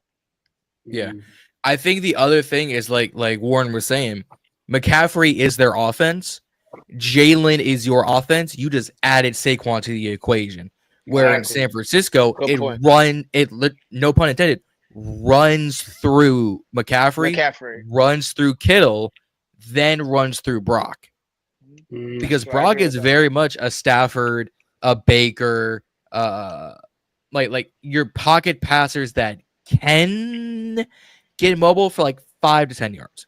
Jaden and Jalen can get mobile for 60 to 70. Yeah. No, that's a fact. I personally think that Saquon won't be as successful this year going in, and I think that's because we don't want him running around everywhere. Like, we want to keep him healthy in the postseason. So I think you're going to see a lot of A.J. Dillon and Will Shipley more than we saw last year. I'll talk about my guy Will Shipley, man. Yeah, because this offensive line made Miles Sanders look good, bro. We got Miles Sanders paid. We got DeAndre Swift paid. Like, booby Miles Sanders, yeah. So that's where I'm at with that. So I think he's a Cowboy now, by the way. Yeah, him and Javonte Williams. So that's going to be just a top 30 running back group. What was that question that I was going to ask everybody? I wrote it down. Yeah, what is more likely to happen? I think I kind of already answered on my end. What is more likely to happen this 2025 season? Jaden Daniels having a successful season like he did last season, or Saquon getting up to 2,000 yards like he did last season? What is more likely to happen? Oh, I got some. I'm go ahead. I'll let them go. You want to go first, Chris? Yeah. Or you want to go? I'll let Jonathan go first. Go first because I'm thinking about my answer. Bias aside, based on the offseason, based on who left, who came back from both squads, based on film, I think it's actually going to be Jaden Daniels, and here's why. Our team actually got better. You add Laramie Tunzel, you add Deebo Samuel, you bring back the same pieces he had last year. Sure, you don't bring back De'Ami Brown, but you know what we did bring in? A sub 4.35 wide receiver named Jalen Lane. All right, cool. We didn't, bring back, another piece. But Brandon Coleman now goes into left guard. We lose Sam Cosmi. Well, now you move Coleman onto the interior because you bring in Tunzel. You still have a right tackle in Josh Carnley Jr., who did he get blown up by Mike Green on one play? Yes. What did he do the next 3? Shut him down. Because that was the whole story of training camp was, Mike Green made a name for himself. What were the next 3 plays from Josh Carnley Jr. on Mike Green? Shut down. So you get him 2 guaranteed 3-year starter at tackles because Laramie Tunzel's old. You move Coleman to the inside, which is what he was at TCU, which is why when you and I went live for that draft, I was so confused why they said tackle because he's a natural-born guard. You still have Biadash, and you still have Allegretti, or I call him Alabenchi, and Nate Herbig at that other guard position. You still got Ertz, McLaurin, Noah Brown, John Bates, Ben Sinnott, Robinson, Eckler, and now you add in Ja'Cory Cross-Game-Merritt. Our defense is going to tune. That's a lot of additions. Our defense they're going to key in for JD5? Yes. But teams key on for Jalen, for Lamar, for Patrick all the time. What happens? It doesn't always work. What happens for running backs? It happens more constantly of the Madden curse, or they get injured, or they get tired, or their offensive line, for whatever reason, doesn't give them the same juice. It's easier for quarterbacks to ascend than it is for running backs, A, because of the salary cap, but B, it's easier to shut down a running back than it is a dual threat quarterback. True. That's true. No, that's a good point.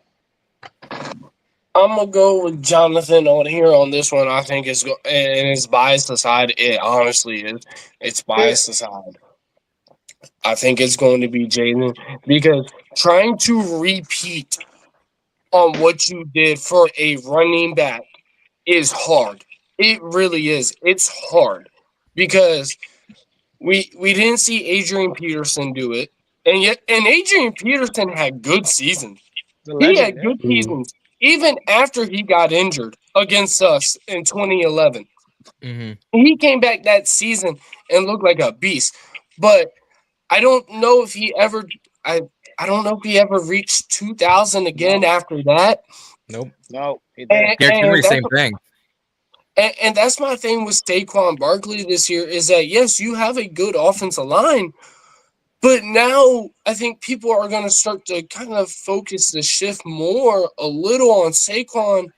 And, yeah, that gives Jalen Hurts the option to run. But once you start getting people to focus on your running back more, it's kind of more hard to hand the ball off to him because everybody's going to be wanting to stuff the box. And if you stuff the box and it actually works, then your production isn't as good as it was. That's why I think with Jaden this year, it's not only because we got Josh Carnley Jr. to guard him and Laramie Tunzel or Deebo Samuel or Terry or Zach Ertz, but it's also because he's going into year 2. He bulked up, and he's going to be making smarter decisions than what he did last year. Because if you go back and look on some of the plays from his rookie year and you look at the decisions he makes, you're kind of thinking to yourself, what was he trying to accomplish there? Like I think there's a play in the Tampa Bay Week 1 game. He throws it to the receiver on I don't know if it was a dig route or a comeback route, but the DB just steps in front of it. Or the interception against Cleveland. You know, you're bad just ball thinking, placement, rookie stuff. That's very, very much. Yeah, and you're just thinking, what was he trying to accomplish there? That's why I think this year he's going to be a lot smarter in the head, and he's going to be probably looking at his playbook and his film like, okay, I know what I need to do. Because here, let me point this out to you. Tom Brady even said it. He said, I knew the Kansas City defense better than they knew themselves. Why? Because he went home and studied on Kansas City's defense. And I believe that's what Jaden has to do also this year. I think even after practice, he has to go home and study so that way he knows the defense kind of better than they do themselves. Because if he doesn't, it might get a little worried because then defenses might be able to stop him. Yep. I said, but before you guys go, I just want to make this point. Is we were talking about this 2 weeks ago on the Burgundy Breakdown when I said Caleb Williams looked like an average Sam Howell. And the biggest thing to my point was film. Caleb straight out said, I didn't know how to properly sit down and focus on, okay, what coverage are they running? What am I looking out for on film? Sam was doing that in Washington. Jaden does that in Washington. Pat and Jalen does that in New England and whatnot. Caleb in Chicago, and I'm going to make the same joke, but it's not going to be as funny, is he probably is a Drake fan because he heard Kendrick say turn the TV off and did exactly that in the film room. So he couldn't read the film properly. Jaden, who went to LSU, who after 2 years was after Joe Burrow, out of the past few years, what are their biggest accomplishments? Heisman Trophy winners, extremely smart. Oh yeah, their first season healthy, NFC Championship, AFC Championship game. Yeah. So I think him watching the film on whatever team it is, and that was the other thing for us is some of the biggest accomplishments, news coming out in the offseason. Jaden would be there at 4 a.m. before Kingsbury's even in the building watching film. Well, who was doing that for 20 years? Tom Brady. Not to make the comparison, but it's like young guy watches his film, wants to get better, is beating his OC. I like that. I like what he's putting down. I like what he's cooking. Yeah. No, that's a good point. And I like it's good that now you got a quarterback that's invested. That's the thing. He's invested. I'll let Jay go, but we'll know what type of person and player Jaden Daniels is when it's contract time. Is he going to be willing to take less money to keep this team going, or is he going to get all he can and be in that situation? I mean, Mahomes got that 10-year, $500 million contract, and he still won 2 Super Bowls. Yeah, but he still left money on the table so other people can get paid too. Which is an insane sentence to say. You took $495 million and left money on the table. It's an insane sentence. Yeah. What was it? It was 10 years, so it's like 10 years, you can do so much with that, bro. Like, so I just think with Jaden Daniels, we know what Dak did. We know what Dak did. He's 4 years for $60 million each. 8 years of that. We have 8 years of that. Yeah, we know what Jalen did with his contract. It's really let's see what Jaden Daniels is gonna do with his contract. This is the Commanders' window. Rookie quarterback, rookie deal. This is the window. It's what San Fran did. It's what teams do. That's how the Eagles won the first Super Bowl when Wentz was on the rookie deal. They had that. Well, that whole team was because Wentz was on a rookie deal. Yeah. Same thing with the first Super Bowl. Jalen was on a rookie deal. They had a bunch of pieces. So the window for a team with a young quarterback is the first 4 or 5 years. It is, and I'm reading the comments. I don't want to get it twisted from our YouTube comments. Like Sean, no commentary, flying high, feel the D's. You guys are absolutely right. Your front seven should be feared. It should be vaunted. We didn't have the offensive line to protect it, but you guys also weren't putting up 8 sacks a game either. No. I don't want some fans to say, man, we got the best front seven in the league. Yes. Definitely, you've got the depth for it, like Jalen Carter, Jordan Davis, Brandon Graham, Nolan Smith, Zach Bond. I'm missing a few guys. Complete dogs on that front seven, and you especially showed it on the Rams game. Yeah, but you're not putting up 8, 9, 10 they didn't have sacks. That dominant defense. They had a cohesive defensive line, the Eagles, but they were not scary really at all. They were just the Super Bowl don't let it. They were played there. I'm telling you, they don't get fooled by Josh Sweat. They didn't do that his whole career. Milton was. I respect them. We missed them and everything, but they never changed the game like they did at that Super Bowl ever in their whole careers. Yeah, but you also can't teach that. It's being a cohesive defensive line. All of us Commanders these past 2-3 years is what has been our biggest downfall. And Flying High was saying it. Our front seven, John Allen, Deron Payne, and our edge rushers. 29th in rush. You guys were 3rd in pass defense, 29th in rush defense, but 13 in overall defense. What does that overall tell defense? Me? That tells me that's a team with a good back end, but the front end is not giving them any help. Because it wasn't even all at the bottom of rush defense. And it wasn't even our linebackers because Frankie Louvu put up 8 sacks at linebacker.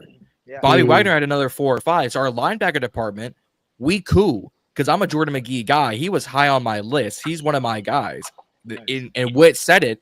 If not for the injury, they had nickel dime packages just for McGee because he's so athletic. What's been our biggest issue? That front 4. Payne's not getting to the quarterback like he's getting paid for. John Allen wasn't getting to the quarterback like we were paying him for. Your edge rushers and Dorrance Armstrong and Javante Jean-Baptiste and Dante Fowler. Fowler aside, a lot of those guys are first-round guys, right? Yeah, a lot of those guys are first-round guys. Who had money and bets on Fowler having a 10.5 sack season? Nobody. So I'm gonna add to that though. So who is y'all's defensive line coach? Oh crap! I can see him in my head. Tap, Daryl Tap. So mind you, I'm gonna go back to the 2022 season where we almost broke the record in sacks. Right, 70. We didn't even win the Super Bowl with that. So I'm gonna put that out there first. So sacks do not matter. As much when it comes to that, as much as we think it does, yeah. So they just so next, impactful. I'm also say this was also the defensive line. We probably had a few changes that 2023 season as well. Correct. So we kind of had the same players except Hassan Reddick. But what did Hassan Reddick do? And we were hoping Bryce Huff would be that guy. Took the money. Took the money, yeah.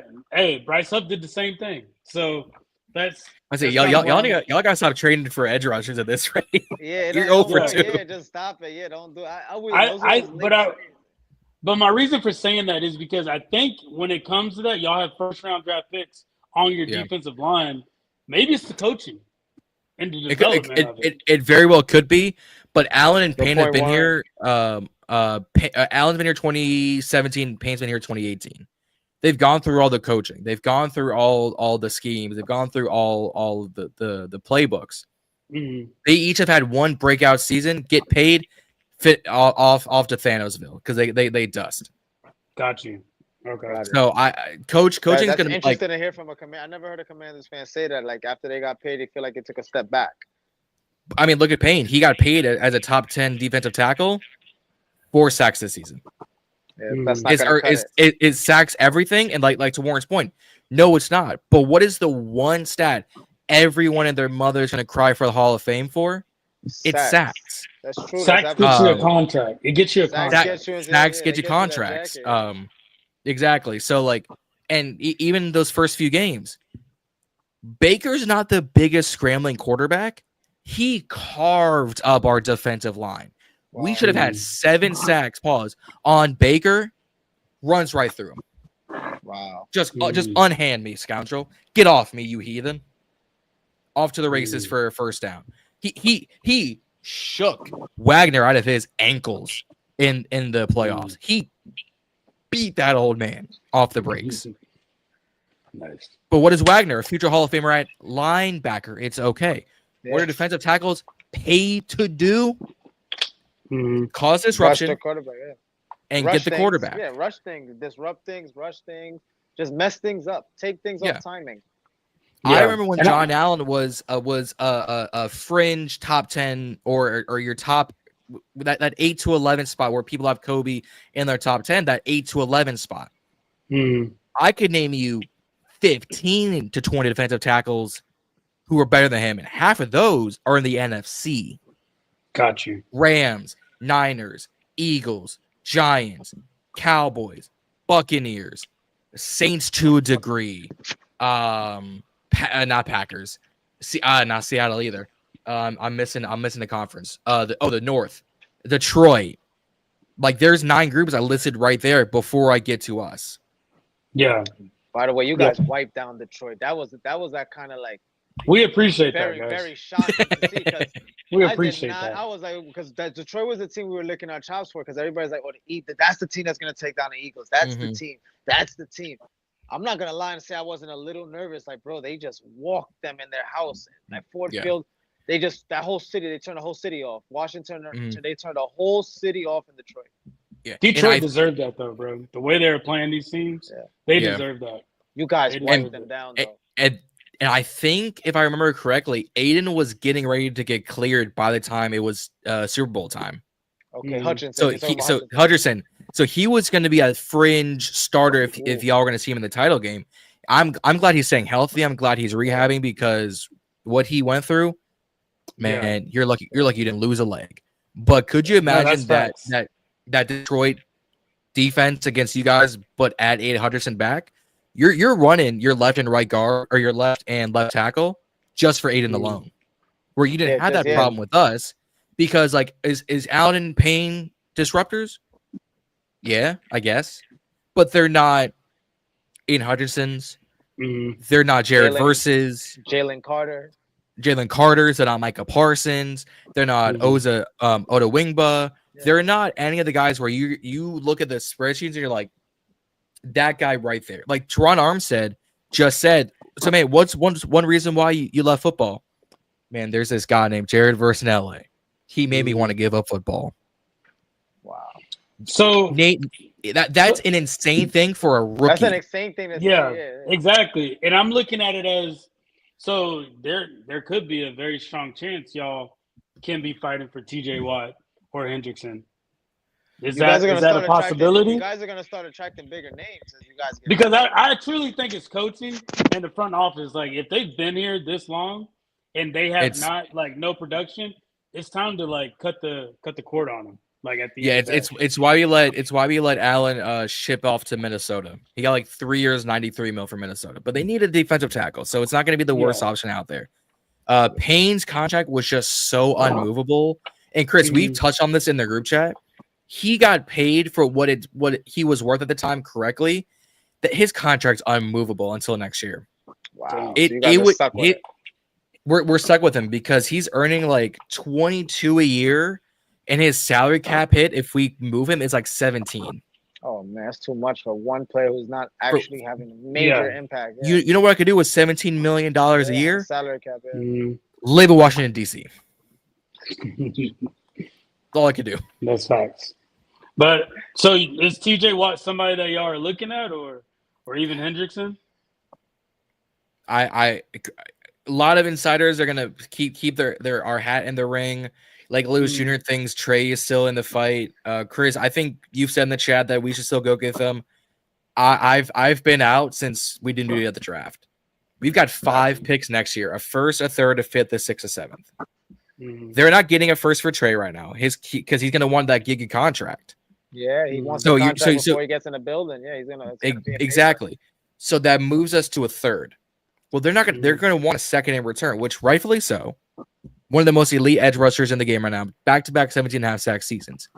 We don't have that. Okay, so who on our defense would you trade for? There's no one really that's going to be like, oh man, he's got to match Trey's production and value. Okay. You guys could do it. Philly could do that. You've got depth pieces. You've got the salary cap.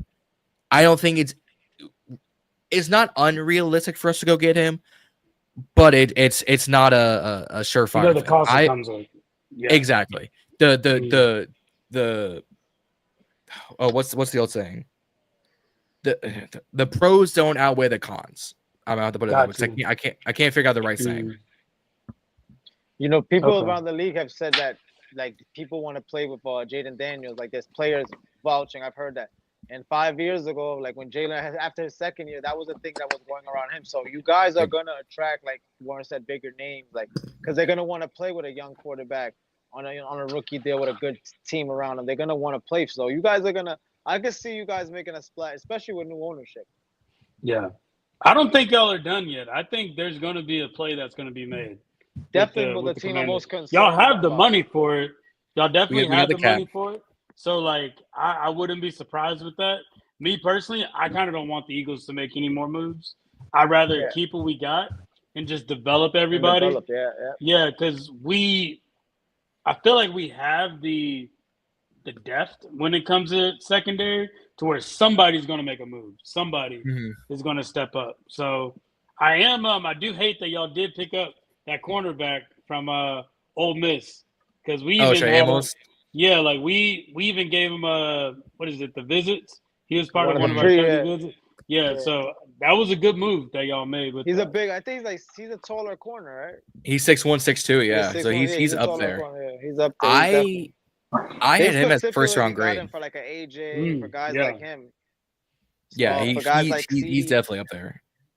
No, that's facts. But yeah, I know we've been on here going on a little over an hour, almost an hour and a half.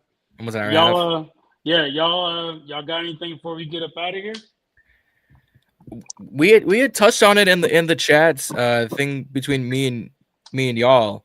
Chris Sims puts out his top 10 rankings. Jalen's not even on there. I'm pretty sure Jalen Hurts is not. He had him at 10, right? He had him at 10. So in order, his core 4: number 1, Lamar; number 2, Josh; number 3, Joe Shiesty; number 4 is Kermit the Frog; number 5 is JD5; number 6 is Frat Stafford; number 7 is CJ Sophomore Slump; number 8 is Head and Shoulders Justin Herbert; number 9 best nickname, bro. number 9 is Baker Mayfield, and number 10 is Jalen will or will not hurts the team. Oh my God! He put him on there just to put him on there. Just to put him on there. He doesn't want to even touch his name. He's so in his bag when it comes to Jalen Hurts. Like he refuses to accept the defeat that he was just wrong the whole time. Just admit it already, dude. That's why he's so high on Jalen, like all the other young quarterbacks. Because, bro, you missed on Jalen Hurts. Completely missed on him, bro. Completely. Yeah. Media gets views when they talk negative on Jalen Hurts. So sometimes when I see things like that, like, you got to remember, we're a team that travels. We're expanding. Like, in all reality, we've been probably the most successful team in the NFC East the last quarter century. Like, think about you look at everything. When you look at it like that, so we grew a fan base. They're not wrong. Chris, they're not wrong. Yeah, you've I grown wasn't a fan base. Yeah, you've grown a fan base.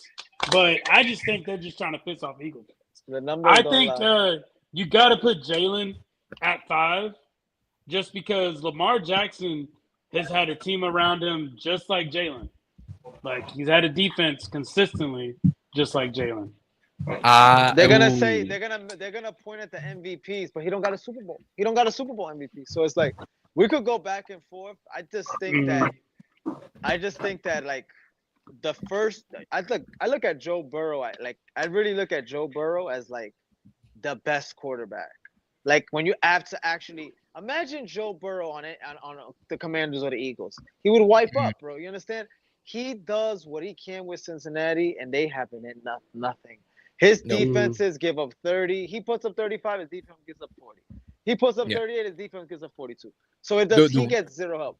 If you gave me one quarterback to say physically skilled, I would put him right there with him. I think Josh is up there, though. Over Josh Allen? Josh is there, too. But I'd like Joe Burrow as far as he just reminds me of an old school traditional. He's a traditional quarterback. He could have played in the 70s, 80s, 90s, and right now. I feel like he could have played any era. Joe Burrow. No, Joe Burrow is definitely your traditional quarterback. When you think of a quarterback, you see Joe Burrow. Too. But you got to remember, it's 2025 now. Things are changing. Quarterbacks are mobile now. Yeah, but Joe can get mobile when he needs to, though. He does. He can. I give him that. I just think at the end of the day, like, Jalen, like, who are you going to trust when it's time to win the big game? I think that matters more than what people are really giving it, because people get nervous. They break down. Does not fold. Yeah, that's like Jaden Daniels. Let's just say, like, if Jaden Daniels was that player to get y'all all the way to the Super Bowl, and he just, like, lays an egg, bro, would you look at him differently? To a degree. I think because he got us there for the first time since that 91-92 season, you would have to say in his first 2 years, he did what Joe Burrow did. AFC Championship, Super Bowl. NFC Championship game, Super Bowl. So now you've already put him one of your greatest players of all time. Yeah. Now, when he lays an egg, he'll diminish you. But to Joe's defense, his offensive line was as bad as his defense is now. Yeah, he has the worst. He has the worst pieces out of all the core. He has the worst core. Yeah, he definitely does. Yeah. Give Joe a second more of a blocked Aaron Donald. He has that pass over the sideline to get them into field goal range. So if Jaden was in the same situation, I think because Jaden's more mobile than Joe, he would have found a way to shake Aaron or get out of that situation. Scramble himself out. Yeah. Or scramble himself out. But if Jaden goes out there and does what Mahomes just did this year, Mahomes against Tampa Bay is 9 of 14 for 133 and 1 touchdown and 3 interceptions, it's going to leave a sour taste in our mouths. But we're also not going to say Jaden is the worst quarterback we've ever had. No, he's one of the best quarterbacks we've ever had. Yeah. So I wouldn't say it would diminish his value, but it would be like a 5%, not a 25%. Yeah. Yeah, so I don't think you could fully judge him off that. But like when Jalen Hurts lost that first Super Bowl, I'm on camera saying this. I kept saying he's gonna win one within 5. The way he lost that game, he should have won. You understand? It's like I felt like this dude is made for these moments. He just didn't punch the stamp in. So if it were him and he faltered, I would definitely look at him a little different, not much because it's the first time. You just never know. Because look at how Mahomes looked versus the Eagles in that Super Bowl. He's never looked like that in any game in his life in the NFL. So you can never judge a player. Against the Bucs, he did. The Bucs Super Bowl, he did. Yeah. Yes, he did. But he looked worse against Philly. He looked worse against. To his credit, he essentially had the Bengals offensive line with him that Super Bowl. Yeah. That one he was on his second string across the board. Yeah. But this one, he had his line. He had everything. He just got punched in the mouth. He couldn't do anything. Yeah, no, that's true. I just wouldn't put Jaden Daniels at number 5. Especially being a rookie. With him being a rookie, I wouldn't put him up there yet. I think a second year, because let's be honest, there's no film on him. Now that there is film on him, let's see how he produces with that. Justin Herbert has film on him, and he just can't get over the hump. I'm a fan of Herbert. I can't keep defending him. Yeah, you can't. No. Yeah. Because I think they are going to get better, but I don't mind. Can he do it? See, if you put Jaden in your top 5, let's just say if you put Jaden in your top 5, Jalen has to be in your top 5. That's how I view it. Like if you have JD 5 in there, because there's a couple quarterbacks. Okay, you could look at Herbert, Lamar Jackson. None of them have ever made championship games. Like this kid made a championship game in his career. That's why if you want to make an argument for him to be in the top 5, cool. I could agree with that to a degree because he did accomplish what none of these other guys have. A lot of them haven't. Most of the quarterbacks have not reached the shoes he's stepped in. So that's why I believe that. But if you have JD5 there, you got to have Jalen Hurts. I do feel like that film matters, though, bro. That film matters because that's where you learn the tendencies. You learn so much about a player watching that film. That's why second year is so important to all of us, even non-Commander fans. We want to see, are you going to have a sophomore slump? Are you going to take a second year leap? Are you going to get, like Chris said, wiser? Because Chris made a good point. Those first couple weeks, obviously, you guys are watching every single play. Certain plays, you're like, what are you making these boneheaded moves? Because he's a rookie. You got to, it's like anything. Word, driving, things get better with days and experience. So that's what concerns me with JD5. How good can he be if he made an NFC championship his first year? Same thing like Jalen Hurts. He made the Super Bowl his second year of starting after having the team for his second year. So these players have made strong jumps, right away. You have to look at it with a grain of salt. Like these guys had 8-9 years to make it and they didn't do it. And I don't want to hear they didn't have a defense or nothing. Right. I'm gonna make 2 points to the Jaden aspect. One, if we technically look at how many games, he only played 16 games. He missed all but one drive for that Carolina game. He missed the second half of that final Dallas game. Like he wasn't playing the best, but he got hurt that Carolina game. So we won 40-7 with Mariota. Terry gets that touchdown on, I think, Bland in the back of the end zone with 6 seconds left. Yeah, that was crazy. That was crazy. I was watching like, the other day. The angle he took was crazy. He zigzagged through the whole defense. I was gonna say it was like a Pierre Garçon fade. Mariota just throws it up. Terry went up over Bland and lost him. Got it. Yeah, but the route he took to the end zone is what scored. The way he cut and he made the defense shift left, right, left. He had them on their heels. Yep. Well, see, and that's the thing. Not to cut y'all off, but see, if that's the thing. If y'all go back and look at the Baltimore game on the 4th and goal, when we were down 27-13, and Tony Romo even pointed out, he said if the corner was lined up a certain way, you take the inside route, but if he's not, you take that fade. And what did Jaden do? He pump faked it and then threw it right to Terry on the outside to where only Terry could get that ball. Nice. And if you go back and look at the Dallas game, Mariota just puts it in a perfect spot for where Terry can just leap up and get it. Yeah. No. And then my second point with the top 10, I think if we're going off of based on their on the seasons and accomplishments, Mahomes is one because 4 Super Bowls, like in 6 years, always in the chip. If he retired right now, he's a Mount Rushmore quarterback, and that's an insane thing to say. That's true. You're absolutely right, John. Jalen would be 2. Jalen would be 2. I would have Burrow at 3. I would have Stafford at 4. I would have Jaden at 5. Because Matt count MVPs? No, because Dan Marino doesn't have a Super Bowl, and I think he has an MVP. Yeah. Okay. Got you. If we're going off of all the you could make Lamar 5 and Jaden at 6, but but if we're going off those accomplishments, Stafford would be in that top 5 because he won a Super Bowl the first year with the Rams. Yeah, I feel like Stafford he had a super team around him. Did he though? Yes, he did. He had a super team around him. They were building. Name me their tight end. They built a team of these big names. You know, that's when they had Odell and stuff. But to what they did in 1 year, it's hurt in the Super Bowl. Stafford gets not enough respect in his league, and they almost beat the Eagles, dude, in the snow in Philly. In the snow. If it was not for Jalen Carter busting through the line, bro. Look, I look at Stafford like a Drew Brees or a Tom Brady. He's seen everything in the NFL. I think Drew Brees is better. No. That's a hot take, bro. No. When I say that, I mean as far as preparation. Like, he's seen every defense. He's been in the league too long, dude. I don't mean so he's seasoned. Skill. He's seasoned. Bro, like age like fine wine. You can't fool him. I don't mean as skill wise. I mean mentally wise. I feel like he's already seen everything. You cannot fool him at this day and age. Matthew Stafford. Now they got Devontae Adams and they're not going away. So I feel like he should be in the top 5, at least in a lot of people's lists, because he has the accolades, bro. Yeah. No, that's facts. Yeah. No, you're good, John.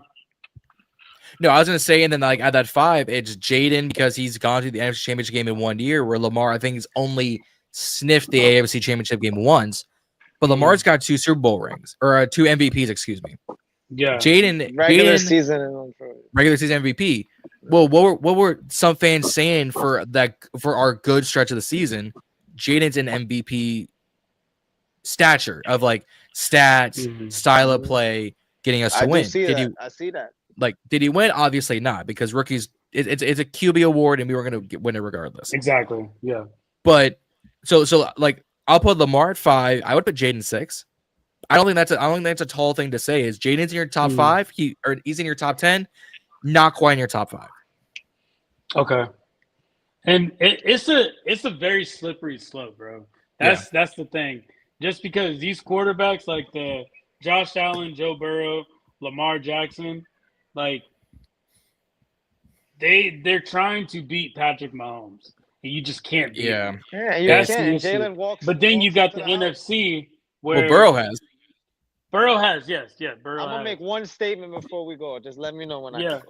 I got you. But then you got Jaden Hurts, who he'll make it happen. Like, I don't know. I like that we can have a team to help guide him and get him there. and you're letting Jaden know this is your team.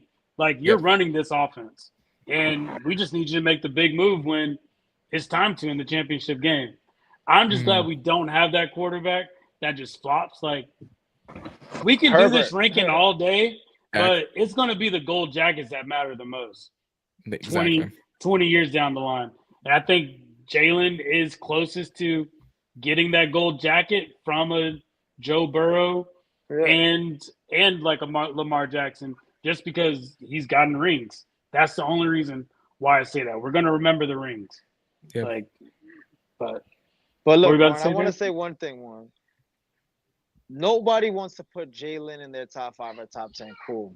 That you guys, I'm gonna give you a reason why he should be there. Once again, every quarterback we've been talking about, he's beat everyone. He's beat the Bills. He's beat Mahomes on the biggest stage. He's beat Joe Burrow in Cincinnati. He's beat Lamar in Baltimore. Like, and not just beat them, he's convincingly beat them. 2 possessions beat them. So the disrespect is going to continue going into this 2025 season for Jalen Hurts, and that's fine. Chris Sims could have him number 10. I just don't know what else he got to do. For me, he got to go back-to-back. Do something drastic, because Jalen Hurts' disrespect is still there, and I just don't get it. I don't know what it is with people just won't jump on board and say, you know what, he's a guy. But they want to pick 5 other guys or 6 other guys that'll start a franchise over Jalen Hurts. I just don't. People have their mindset from the Alabama. I don't see it. I don't see how there's 5 better quarterbacks in the NFL than Jalen Hurts right now. I'm sorry. Because of what he's done and the levels he's most people get to the Super Bowl, they fold. It's the worst moment of their life. It wasn't. Jalen Hurts came back, beat the same team again, got his revenge, punched them again on national TV. Convincingly. Exactly. Convincingly. So it's just like, I don't know how Jalen is not a top 2 quarterback at this point. You know, understand? Mahomes is the only guy above me as far as accolades. But if we're talking about skill, once again, I said I'll put Burrow 1. But John said you cannot not have Mahomes 1. You cannot not have him 1. There's no way you make the list and Mahomes out of it. He's done too much already, bro. He's done too much. I just think Jalen has to be right under him. In my eyes, it's just Jalen has played Mahomes 3 times, and every single time he's outplayed him. Every single game he's outplayed. Even in Kansas City when they went there, he beat him in the regular season. He outplayed Mahomes in Arrowhead. So you got to understand, Jalen goes to these people's home and beats them. You understand? And it's just like, he still can't get a top 5. Mutually agree. Everybody agrees on it. He can't do it. I don't know. Yeah. That's completely fair. It's hard to argue with that. I'm sure a lot of it's bias. A lot of it's Eagles are going to be one of the overlooked teams because they're always building a super team. It's hard to argue. 4 times. I think. Are they 2? 4 teams. They're 2-2. Well, let's see. They're 1-1 in Super Bowls. So there's 3. I just know of 3 games. I don't know. Is there 4 games? I don't think he's played Mahomes. I think he's played Mahomes 3 times, and he's 2-1. He's played him 3 times. Yeah, so 2-1. 2-1 versus Mahomes. And look, he eliminated the guy that everybody struggles to eliminate. Josh Allen has nightmares eliminating. Joe Burrow has nightmares, and Jalen Hurts walked him to the QB school. Yeah. That's hard to argue. I'm one it's hard to argue. I'm one of his biggest defenders, bro. It's hard. It's hard. My Lord. Not to defend him. It's literally hard not to defend this guy. It's hard not to defend this guy. It's hard not to, bro. It's hard. It's hard not to, because you know what? It's too much. Yeah. Like, you guys just told me Chris Sims put him number 10. I'm not going to rant all week about that. Oh yeah, 10 is robbery. I got him top 6. Okay.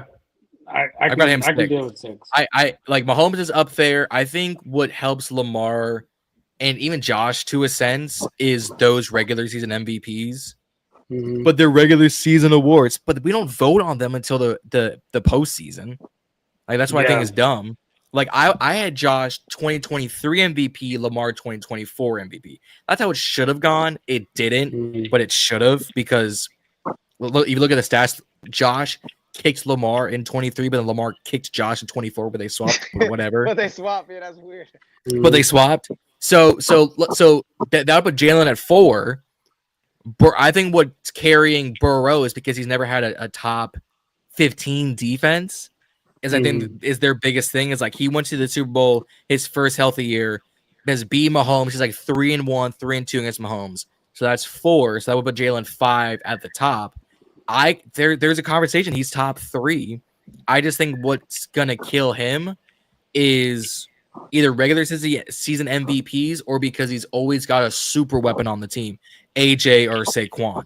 But it shouldn't, because we're all gonna say the same thing about Brady with Gronk, Mahomes with Trav, Troy Aikman with his Cowboys stars. Aikman with his guys. Exactly. Exactly. No, that's a really good point. Y'all pointing out a lot of good things. I like. It's a good conversation with you guys, man. Definitely, you guys know ball. I like Chris's energy. I like how you guys get into it. I like the passion. Like I said, you guys have the right to have the optimism. You were 1 game away from the Super Bowl, 4 quarters away. So, I believe that next season is gonna be like a battle of the Commanders and the Eagles for the NFC East. I see those 2 teams at the top of the division, battling it out. We definitely gonna have to plan to come in like halfway through the season and get on there. And figure out where everybody's at. We got to. But yeah, man. Before we get up out of here, like, y'all got anything to let everybody know watching? Well, here the next about hour or so, myself, Reed Easy, and Juan will be live the Burgundy Breakdown here on our Ballin In Burgundy Podcast YouTube channel and here live on our Instagram street. So give me like 30 minutes to prepare and we'll be back. Nice. Give them your handles too. Let them know where they can find you on Instagram, YouTube. Yeah. So they're gonna be for Ballin In Burgundy Podcast. They're gonna be up here, Instagram and TikTok at Ballin In Burgundy Podcast, Twitter at BIB Podcast 22 because Twitter hates long usernames. We are going to have we had 2 weeks ago. We had Gabe Taylor on the program 2 weeks ago. They all killed that episode. So we're gonna keep this thing rolling. We're gonna keep this thing growing. We're at 613 subs on the way to 750, on the way to 1,000. So we just trying to get there. It's myself, it's Chris, it's Andrew, it's Justin, it's the one and only the Ballin In Burgundy Podcast. And our followers, give them a follow too, give them a subscribe. You guys could definitely get some intel from them on the division. Just good show. That's how I found them watching YouTube. One day scrolling. That's literally how I found you, bro. I was scrolling down watching you. I told Warren, listen. I watched a couple episodes. These guys, they had good energy. I like the way I like the setup. I get in contact, and we did it. This was less than 2 weeks ago. Look, we're here. We got our first show under the belt. Yeah, most definitely. And everybody watching us, like, go over there and subscribe to them. Like, if you want to know, you gotta know what's going on everywhere. So we know what's expected. So y'all go over there, subscribe to them, check them out, and likewise, y'all over there, come check us out. Absolutely. We're definitely gonna be doing more of this. So I'm excited for it. And I know next week we got the Cowboys. We'll be talking to a few Cowboy fans as well. Woo. So we're gonna keep this going. But yeah, fellas, y'all got anything else? Hail to Redskins. Chris, go ahead. What you gotta say there at the end? Go ahead, Chris. Hail to Redskins. Let's have a good season. Come follow me at ChrisSkins05 on IG, and if you want to add me on Snap, ChrisSkins19. But other than that, I hope y'all stay safe, have fun. The season's gonna be fun. Let's just get through the summer first, and then we go in the season. So full letter, one word. But yeah, let's keep it rolling though. I like that. I like that energy, Chris. You got anything, Jay? Yeah, I appreciate them coming on the show. Like I said, it was natural. It was natural. We didn't have too much of a war room pregame. We let it all just come out. So, like, again, I would like to have you guys on the show again. Let's do it again. For sure. All right, fellas. Y'all take it easy. Go Birds. Go Birds.